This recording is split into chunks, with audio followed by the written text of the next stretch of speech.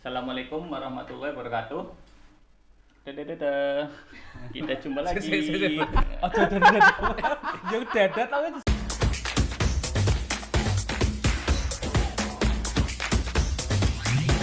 Fabricate expectations of many people. Siap. Kita balik lagi dengan Harvest Cash. Nah, kali ini bertemu dengan bapak-bapak yang cukup ganteng. Ada Pak Roni, ada kelebihannya. Kelebihannya apa Pak Roni? Kelebihan bobot. Dan satu lagi Pak Kirom ada punya kelebihan. sudah Perutnya cukup banyak. mulai ada kemajuan. Di sini saya sebagai host. Nah, saya sendiri perkenalkan, harusnya tadi saya dulu, ternyata saya terakhir. Orang apa wis terakhir. Yang penting terakhir batinnya akeh ya. Turahannya akeh. Sebagai host Bahru Niam, nah dari Prodi Teknik Elektronika Politeknik Harapan Bersama Tegal. Ada Tegalnya, jangan ketinggalan. Nah, maka membahas tema masalah otomasi industri. Karena otomasi industri itu berhubungan dengan fokus kita dari teknik elektronika itu untuk otomasi industri. Di sini bapak-bapak pakar, pakar 1, pakar 2, ini pakar-pakar otomasi industri ini. Lihat dari wajahnya. Nah, kita tuh nggak tahu sebenarnya Pak. Saya sendiri tuh nggak tahu otomasi industri itu apa ya Pak ya. Nah, Oke. Jadi otomasi mungkin industri itu apa ya Pak ya? biar kita cair saja Pak, kita santai saja bahas berkaitan dengan otomasi industri. Pada dasarnya kalau kita ngomongin otomasi industri itu adalah sesuatu yang membantu pekerjaan manusia untuk jadi lebih mudah, berbasis mikro atau PLC seperti itu Pak. Nah, simpelnya begitu. Jadi misal contoh nih, kita mau mindahin barang nih dari satu tempat ke tempat yang lain. Kalau mungkin barangnya HP sih pakai manusia nggak apa-apa. Tapi kalau yang dipindahin 1.000 atau 1 juta, maka cukup repot nih kalau dikerjain oleh manusia. Nah, maka harus ada sesuatu yang menggantikan atau bukan menggantikan, membantu pekerjaan manusia. Oke. Nah, itu kita kategorikan sebagai proses otomasi industri untuk mempermudah, intinya untuk mempermudah kerja biar kita tidak keluar keringet Pak ya. Iya. Betul. Tadi itu ada kata-kata PLC itu makanan apa itu Pak Roni ya? PLC itu terbuat dari tepung atau kedelai yang diulek atau jadi apa itu PLC itu Pak? PLC itu perangkat keras Bapak. Barang atos. Programmable Logic Control. Apa itu PLC? Nah, PLC adalah sebuah microcontroller yang sering digunakan di dunia industri yang nanti akan dimanfaatkan sebagai otomasi di industrinya itu sendiri. Apa saja yang bisa dipakai? Nah, bisa saja untuk pengendalian secara lokal di mesin. Itu kalau kita mau mengendalikan, kita juga perlu PLC berikut tombol dan button-buttonnya atau secara dengan layarnya di itu pelengkapnya. Itu secara manual atau secara lokal. Kemudian bisa dapat dikendalikan jarak jauh Bapak. Itu menggunakan IoT. Itu harus koneksi ke internet. Jadi misalkan kita mau mengendalikan, contohnya kemarin kita ada yang di Semarang begitu ya. Kita dengan media PLC kita dapat mengontrol barang-barang yang besar. Wah, apa itu barang besar? Pompa ya, atau motoran yang besar. Itu kalau secara manual sulit sekali Pak. Tapi kalau dengan PLC yang dapat terhubung di kontaktor, kontaktor kemudian akan mengaktifkan sebuah motoran yang segede-gede gaban gitu ya. Nah, itu bisa Bapak, mudah sekali dengan PLC. Tentunya kita harus belajar di softwarenya juga. Selain perangkat keras tadi ada softwarenya juga. Nah, untuk pemrogramannya, jadi nggak harus pasang enggak gitu Pak ya. Itu lebih menarik. Nah, di programnya ini ada simulasinya Bapak. Dan ada pelengkapnya namanya SCADA. Supervisory Control and Acquisition Data. SCADA apa lagi gitu kan. Kalau ada PLC aja udah kayak gitu, SCADA itu satu paket itu, Bapak. Enggak hanya PLC tok. Kalau PLC itu kurang garam, misalkan tambah SCADA mantap Bapak. Jadi bisa di remote jarak jauh pakai IoT, dari mana saja kita bisa kendalikan? Mungkin gini, kalau tadi Pak Roni cerita yang sulit-sulit nih, Pak. Jadi Elektro kalau gampang itu. Pak Roni tadi cerita sistemnya yang ada pemrogramannya dan sebagainya, pada dasarnya Pak, sistem di PLC itu kita hanya kenal logika 0 dan 1. Oh iya, Gitu. lebih gampang ya daripada Jadi 0, 5, 6 itu ya. 1. Nah, sehingga Pak, pemrograman PLC itu tidak yang dibayangkan teman-teman itu harus nuliskan integer, kemudian float, array, if, else dan sebagainya itu. Nah, kita cukup tahu logika-logika penambahan, penjumlahan, dan angka yang dipakai itu cukup simpel, yaitu 0 dan 1, yang itu diwakili dengan misal kalau 0 berarti lampunya padam, kalau 1 lampunya nyala, seperti itu. Nah, sekarang itu elektro itu hubungannya dengan otomasi gue apa sih? Oke, nah ini pertanyaan yang cukup bagus untuk kita diskusikan bareng-bareng. Jadi Prodi D3 Teknik Elektronika Poltek Harper sendiri itu fokus atau konsentrasi atau kompetensinya adalah fokus di otomasi industri.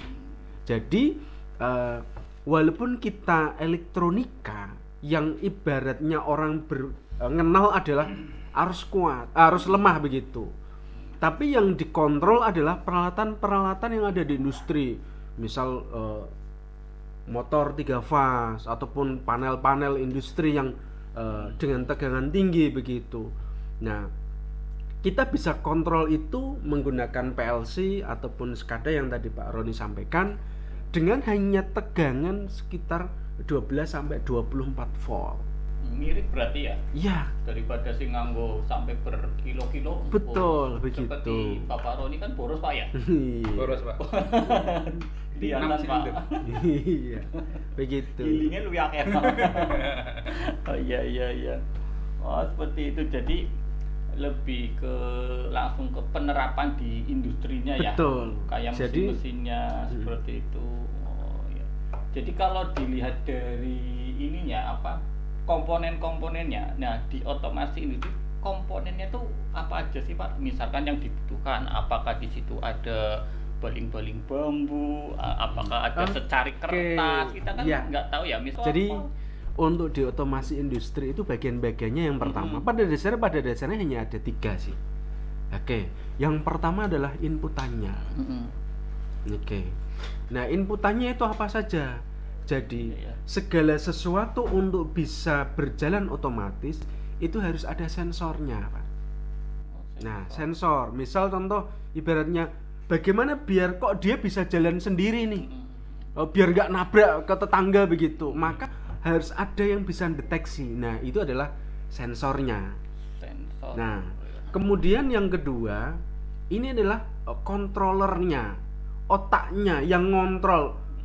Kenapa kok sensor ini tadi bisa membaca? Kemudian sensornya ini nanti bisa menghentikan sesuatu, itu karena ada kontrolernya. Seperti itu. Nah, yang ketiga, ini adalah aktuatornya. Nah, aktuatornya ini adalah istilahnya outputnya begitu, Pak. Istilahnya misal contoh mau lampu atau misal tadi Pak Roni sampaikan motor listrik 3 fase ataupun mungkin alat sistem dorong maju mundur dan sebagainya, pneumatik seperti itu. Ngerti. Berarti cara kasarnya ketan dilepokna gilingan metu jadi gemblong. Nah, berarti outputnya gemblongnya ya Pak ya. Iya. Oh iya. Seperti itu. Gemblong ketan Pak. Gemblong. Mantap. Kayak gitu, Pak. Oh, seperti. Nah, kalau gini, itu kan otomasi industri. Nah, kalau di perusahaan, nah yang menerapkan otomasi industri apa aja itu Pak? Banyak Pak, nggak usah jauh lah, kita kalau juga ada banyak. Contohnya, ini saya pernah lihat Pak di usaha Tegal itu yang terkenal adalah pabrik teh Pak. Kemarin saya ketemu di Surabaya, ternyata teh Tongji dari Tegal, kaget Pak. Nah sayang ya Pak. Kini di teh. pelanggaran ngomong teh lah teh. Jadi untuk teh itu kan produknya banyak. Ada yang teh tubruk, ada yang teh celup. Nah, di teh celup itu dia sistemnya otomatis Pak, ngisinya sama ngisi benang. Bedanya apa Pak teh nubruk kalau teh celup Pak? Beda Pak. Kalau teh tubruk itu kan bukan ada kantong ya Pak, tapi tubruk dulu Pak. Di bruk ono Pak ya, Seperti- dipencoloti bruk. Oh iya tubruk.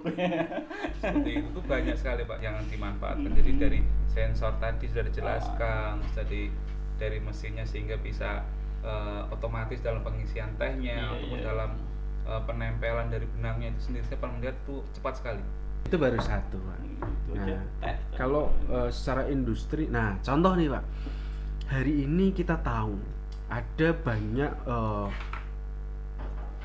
perusahaan-perusahaan otomotif.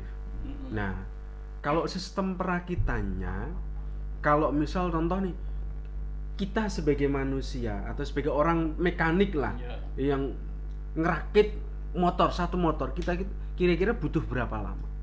Bisa berhari-hari bahkan bulanan begitu. Angger aku suka nyewa hulok be wis ya. Nah, Hulok kan gitu. gede blong kok ngerakit itu. Nah, Jadi, itulah kelebihannya dengan otomasi industri, Pak. Nah, di mana dengan menggunakan sistem robot, satu assembly motor itu hanya dalam hitungan detik atau bahkan menit. Seperti itu. Misal, mohon maaf, saya tidak bermaksud menyebut merek begitu. Misal satu motor Matic begitu, atau bahkan satu mobil mewah saja. Kalau beberapa video pernah saya lihat itu hanya 8 menit Pak untuk ngerakit. 8 menit. Iya. Dan itu kenapa? Karena dibuat dengan menggunakan sistem robot atau otomasi. Karo mangan aku be kalah ya. Aku mangan 10 menit. Ya, aku mangan jebule mobil wis dadi. Iya. Hebat nemen. Begitulah. Jos kan.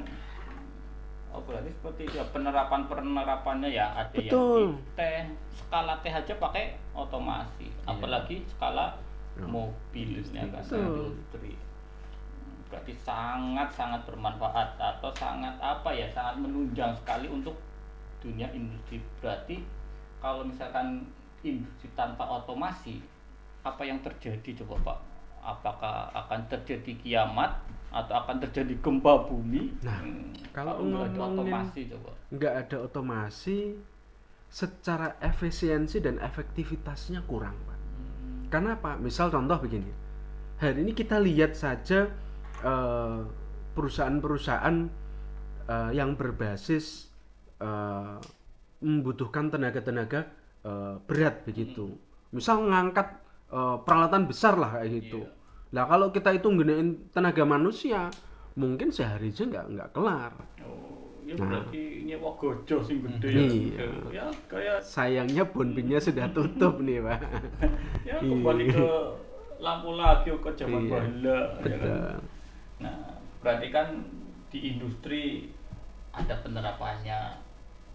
Terus sekarang gini, kalau di elektro bisa nggak untuk menerapkan seperti itu di otomasi industri dari segi misalkan kayak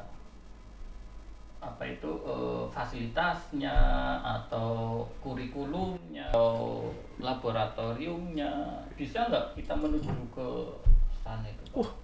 Bisa sekali Pak. Kenapa? Yang pertama nih, kita contohin saja hasil-hasil karya mahasiswa kita begitu Pak. Yang pertama, contoh nih, nggak hanya di industri yang tadi kita berikan contoh, ternyata di kehidupan masyarakat, misal di Brebes itu kan mayoritas petaninya bawang tuh Pak.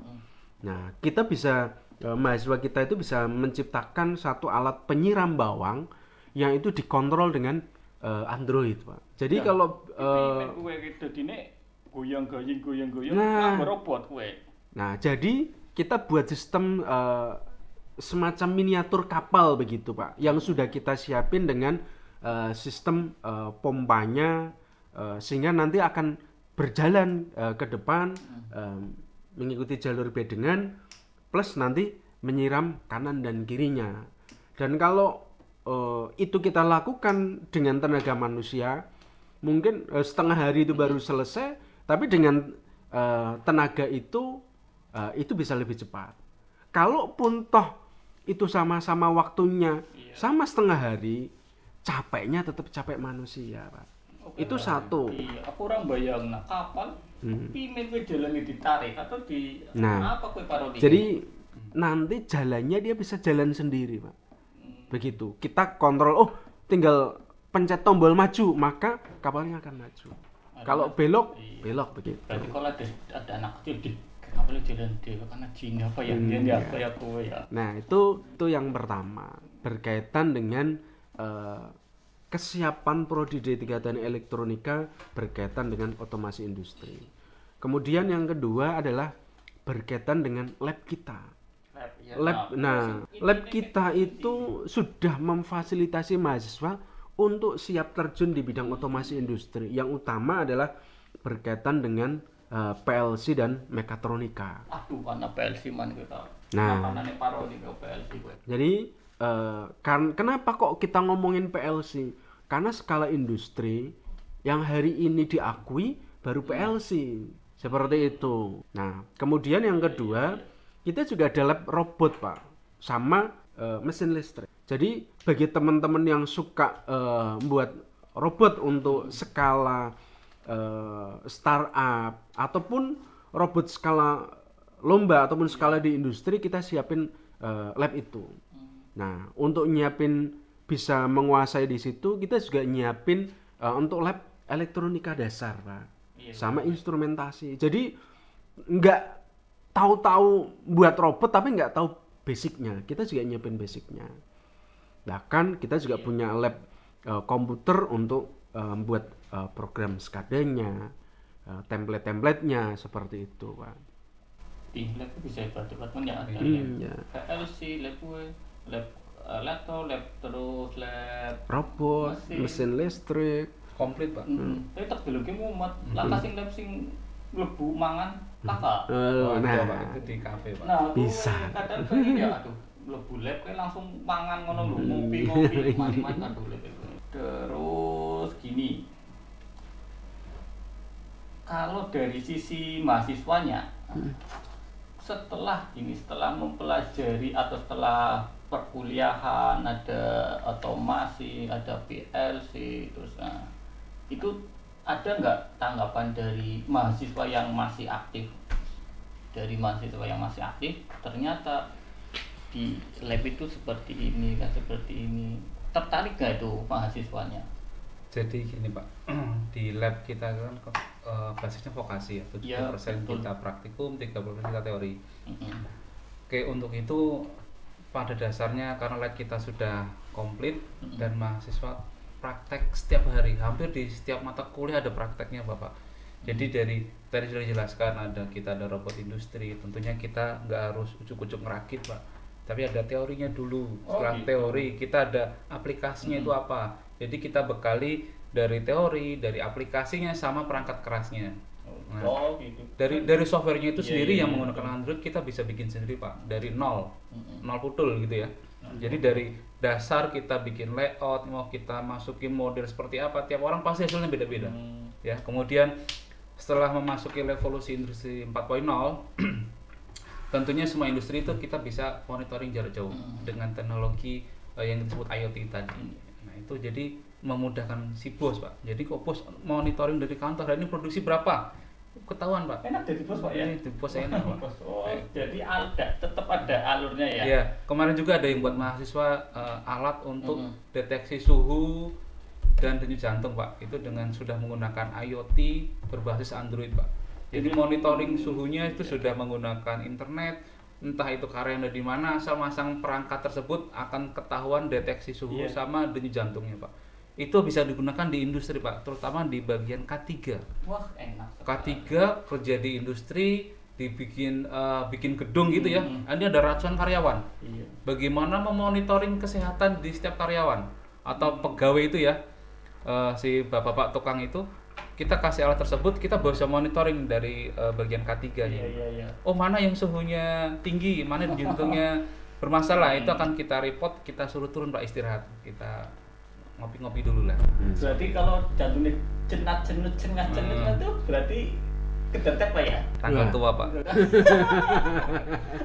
Nah kalau pas ya, kalau misalkan ada nggak alat yang bisa mendeteksi kalau kita lagi cantu cinta kan jenet ada nggak Pak? Nanti saya buatkan Pak itu, bisa diatur Pak. Request tersendiri Pak. Iya.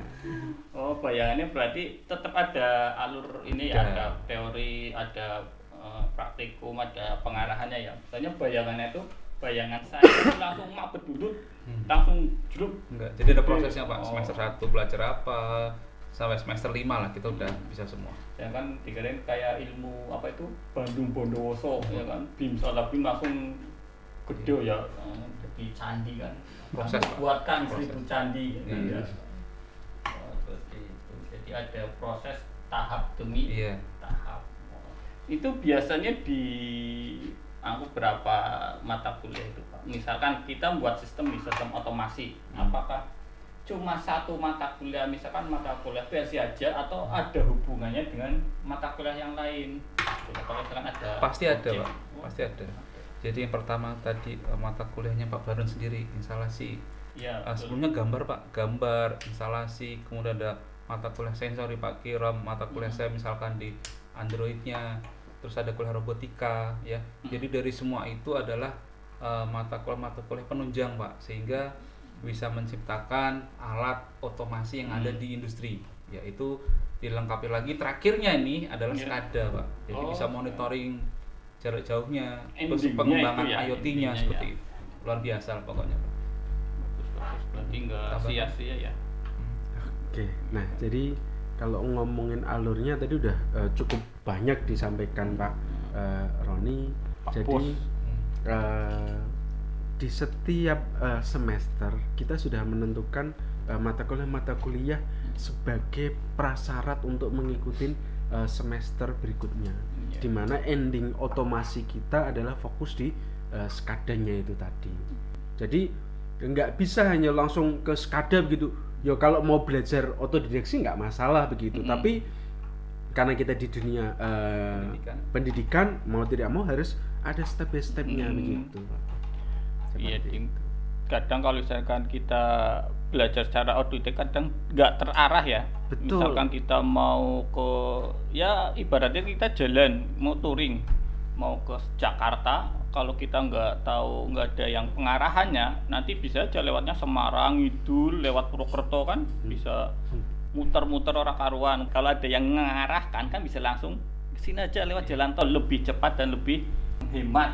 Nah betul, itu ya kalau ada yang mengarahkan. Kayak Pak Roni, Pak Kirom kan udah pakar-pakarnya nih ya kan. Nah sekarang gini, kalau misalkan ada trouble otomasi industri atau seperti itu biasanya trouble-nya itu yang di bagiannya mana itu Pak? Misalkan mesinnya yang rusak atau programnya yang perlu di-upgrade. Oke, berarti kita bicara tentang engineering Pak. Engineering, iya betul. Nah ini jadi, yang kita tunggu itu sebenarnya ini Pak Roni menggunakan statement yang mana ada gruget ngomong tuh Pak. Di mata kuliah ini juga sudah dibekali beberapa mata kuliah. Tentunya kita nanti harus tahu sebuah sistem itu bekerja. Ya betul. Kalau sistem itu bekerja pasti ada namanya tegangan Pak. Oh iya, tegangan. Jika tidak ada, kita cek yang pertama adalah power supply. Apakah power supply-nya masuk? Betul. Nah kalau tidak masuk jelas power supply-nya dulu nih bermasalah. Nah kita harus ke belakang, setelah power supply masuknya kemana? Oh iya, kadang lupa nyolok Pak ya. Yang kadang dicolokin lupa nyetrum pimen. Durung dicolok nih, ngerti-ngerti problem. Datang ternyata colokan. Itulah berharganya colokan. Ada prosesnya. Betul. Dari power supply-nya, apakah ada tegangan tidak? Jika ada dan ternyata tidak berfungsi, kita cek lagi di bagian microcontrollernya. Apakah microcontroller tersebut kan berhubungan dengan sensor? Ada power supply untuk yang lainnya. Nah, kita cek microcontrollernya bagaimana? Apakah di situ nyala atau tidak? Atau running atau tidak? Nah, ternyata jika running, jika tidak udah microcontrollernya ya. Jika tidak, apakah bisa tidak mendeteksi benda? Berarti sensornya nih kita ganti atau kita ganti Pak. Bisa ganti atau di setting ulang seperti itu. Ada kakinya yang cepat ngono Pak ya. Terus kemudian apakah outputnya ini jika sudah dari power supply, dari sensor, microcontroller nggak masalah, berarti terakhir adalah di motoran. Oh, di Motorannya ini apakah running atau tidak juga. motornya Cek. berat Pak ya. Nah, Berat nah, cara ternyata, kasar. ternyata tinggal kurang volume masuk Pak. Oh, Nah, volume mas itu semuanya lancar Pak. Ya, biasanya semakin lama itu Nah. pemasangan semakin kering Nah, Pak ya. Itu harus contoh di- seperti itu. Jadi ada prosesnya nggak langsung dari belakang Pak, tapi dari depan Pak. Iya, ya. masuk. Prinsip. Mantap. Oke. Ternyata Pak Rodi itu kalau masalah troubleshooting itu kalau menjadi itu lugas, nah, cepat, lugas dan bikin kita mudeng Pak ya. Oke. Mungkin ada apa ya statement dari Pak Kirom untuk mengakhiri atau finish ending dari Oke. podcast Harbor ini. Siap. Yang pertama otomasi industri ini kita ngomongin review aja bahwasannya bertujuan untuk memudahkan pekerjaan manusia dan prodi D3 Teknik Elektronika berfokus untuk mengikuti otomasi industri itu. Jadi bagi teman-teman yang tertarik kuliah di Poltek Harbor ini sekalian promosi nih. Kudu. Jadi mesti mempelajari otomasi industri, oke, maka bisa masuk di prodi D3 Teknik Elektronika. Betul. Karena kalau secara peluang pekerjaan itu cukup semua lini di industri pasti membutuhkan engineer di otomasi industri, begitu Pak. Cara kasarnya Pak Roni yes no Pak. Yes no. Yes no. Yes no. Menambahkan sedikit Pak. Iya. Jadi sebuah teknologi akan terus berkembang Pak. Nggak tahu Betul. di tahun depan ada teknologi seperti apa. Nah di kita akan selalu update Pak. Bahkan kita kemarin sampai ke Surabaya Pak untuk update perkembangan PLC Pak. Aduh, nemen orang ngejak-ngejak ke Surabaya. Mantap Pak Bapak. Enggak itu tahun ngarep di Bandung. Apa Iya. Jakarta. Manut Pak. Oh ya wis. Pak. Arana ning Bali ya syukur-syukur Bali ya Pak ya. Ya wis, boleh. Gitu ya. Sip. Nah, terima kasih atas pemaparan dari Bapak-bapak. Cukup cukup menarik sekali pembicaraan di materi kali ini. Mungkin lain kali kita akan bicara apa lagi ya Pak ya, biar elektro bisa maju, elektro bisa berkembang. Cukup banyak yang bisa dibahas. Oke. Sebetulnya aplikasi-aplikasi mata kuliah kita yang bisa kita ceritakan kepada masyarakat atau khalayak umum itu cukup baik. Di setiap mata kuliah bisa. Elektronika analog, elektronika digital. Itu kita belum jelasin proyek-proyek di mata kuliah. Oke, kita nanti Next. Nah, tunggu saja begitu. gudangnya ilmu kayak orang Iya. bakalan kentekan. Iya Pak. Oke, terima kasih atas perhatiannya dari para bapak-bapak. Besok kita akan jumpa lagi. Jumpa lagi. Terima kasih. Saya akhiri. Assalamualaikum warahmatullahi wabarakatuh. Tepuk tangan. Terima kasih. Dadah lagi. Jangan lupa. Jangan lupa. Bye bye, sampai ketemu lagi.